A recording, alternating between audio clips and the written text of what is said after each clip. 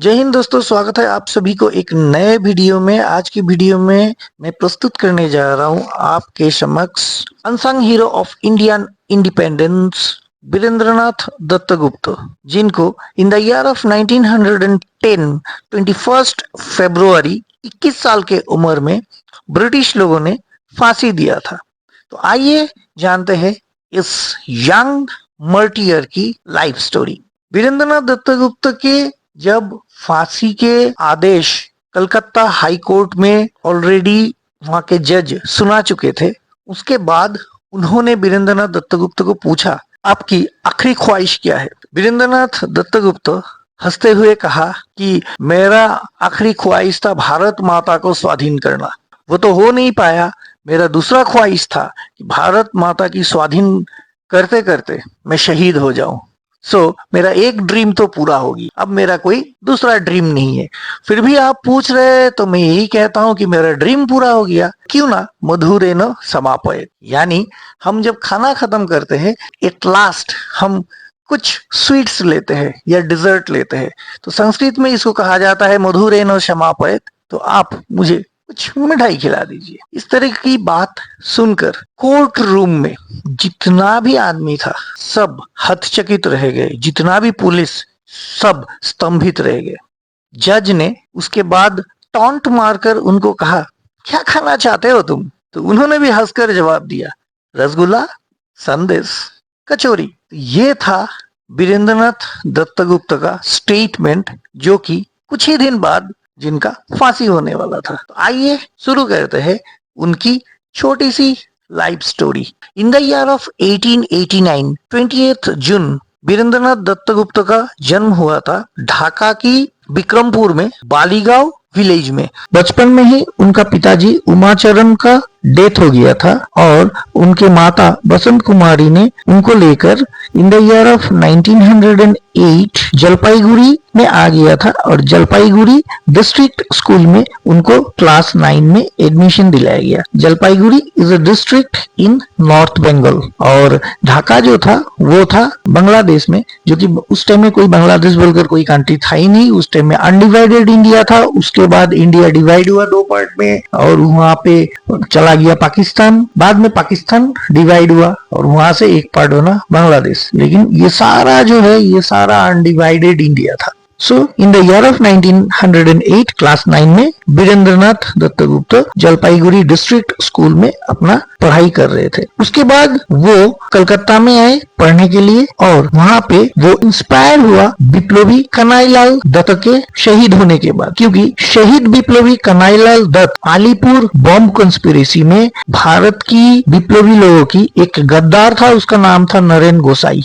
नरेन गोसाई को उन्होंने गोली मारकर हत्या की थी और इसी वजह से उनको यानी कन्हैयालाल दत्त को फांसी दिया था ब्रिटिश लोगों ने और वो शहीद हो गए। और उन्हीं के शहीद होने की खबर सुनते ही बहुत अनुप्राणित हो गया था वीरेंद्रनाथ दत्तगुप्त। वो भी सक्रिय विप्लवी संगठन में ज्वाइन किया और उनका गुरु था जतीन्द्रनाथ मुखर्जी, जो कि फेमस थे टाइगर जतीन या बाघा जतीन के नाम में, और बाघा जतीन भी बाद में शहीद हुए। कलकत्ता हाईकोर्ट में अलीपुर बॉम्ब कंस्पिरेसी का जो मामला चल रहा था, उसमें कंस्पिरेसी जो किया था उन लोगों का नाम था इंस्पेक्टर नंदलाल बनर्जी, वकील आशुतोष विश्वास। ये दोनों विश्वासघातक किया था विप्लवी के साथ, और एक विश्वासघातक था जिसका नाम था डीएसपी शमसुल आलम। शहीद प्रफुल्ल चाकी को जिसने गोली मारा था उनका नाम था नंदलाल बनर्जी और उनको गोली मारकर हत्या कर दिया था श्रीश चंद्र पाल। प्रोसिक्यूटर आशुतोष विश्वास को हत्या किया था विप्लवी चारूचंद्र बोस। अब बाकी बच गया डीएसपी शमसुल आलम। गद्दार का सजा मौत होता है, लेकिन उस टाइम में यानी इन द ईयर ऑफ 1909 6 में इस बॉम्ब कंस्पिरेसी मामला में नरेंद्र कुमार घोष, उल्लासकर दत्त सहित बड़े बड़े जितना भी विप्लवी थे सबको ब्रिटिश पुलिस ने पकड़ लिया और उन लोगों को जेल में डाल दिया। इस परिस्थिति में डीएसपी शमसुल आलम को मारने की दायित्व बाघा जतीन ने अर्पण किया वीरेंद्र की कंधे पे। इन the year of 1910 24 February Calcutta high court में दिन में उन्होंने पॉइंट ब्लैंक रेंज में वीरेंद्रनाथ दत्तगुप्त ने गोली चलाई शमसुल आलम को और हाई कोर्ट की वरांडा में उनको खत्म कर दिया। लेकिन उसके बाद उनके साथ ब्रिटिश पुलिस के साथ गोलीबारी हुई, उनका रिवॉल्वर का गोली खत्म हो गया और वो पकड़ा गया ब्रिटिश पुलिस के हाथों में। और बाद में उनका केस चला और जैसे कि मैंने बिगिनिंग में आपको जो सुनाया कि जज ने फांसी के सजा सुनाने के बाद उनको पूछा कि what is your last wish, तो उन्होंने कहा था मुधुरेनो क्षमा पाए। लेकिन दोस्तों इसमें कहानी खत्म नहीं हुआ, यहाँ पे हमें और एक चीज सीखना चाहिए। उस टाइम में एक बहुत बड़ा र्यूमर फैला था, र्यूमर जो आज का दिन में भी हमारे यहाँ चलता है, स्पेशली सोशल मीडिया में तो काफी सारे र्यूमर फैलता है, यानी अफवाहें।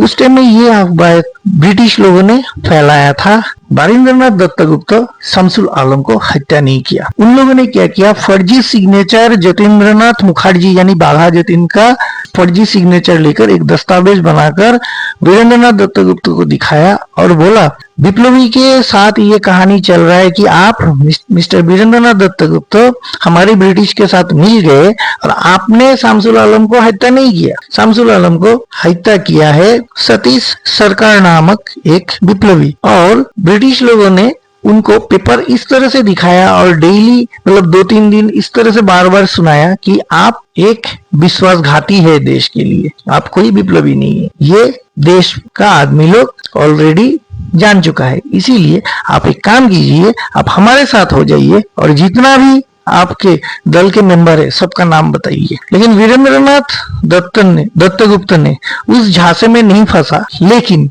उनको लगा कि शायद कुछ सही हो सकता है, तो उन्होंने बताया कि नहीं, शमसुल आलम को सतीश सरकार ने नहीं मारा, वो सतीश सरकार का बचाव करने गया। और वो बोला कि नहीं, शमसुल आलम को सतीश सरकार ने नहीं मारा, शमसुल आलम को मैंने ही मारा था जतींद्रनाथ मुखर्जी के आदेश पर। और ये एक गलती उनका मुंह से निकल गया और वो स्टेटमेंट को लेकर उन लोगों ने जतींद्रनाथ मुखर्जी के साथ उनके बाकी सारे विप्लवी को अरेस्ट भी किया था। लेकिन इन द ईयर ऑफ 1910 21 फरवरी अलीपुर प्रेसिडेंसी जेल में वीरेंद्रनाथ दत्तगुप्त का फांसी हो गया। उसके बाद उनके हाथ से कोई एविडेंस नहीं लगा ब्रिटिश पुलिस के पास, जिसकी वजह से उन लोगों ने जतींद्रनाथ यानी बाघा जतीन और उनके साथियों को जेल में बंद कर रख नहीं पाया या फांसी दे नहीं पाया। 33 विप्लवी वहां से बरी हुए। ब्रिटिश ने 47 विप्लवियों को जेल में डाला था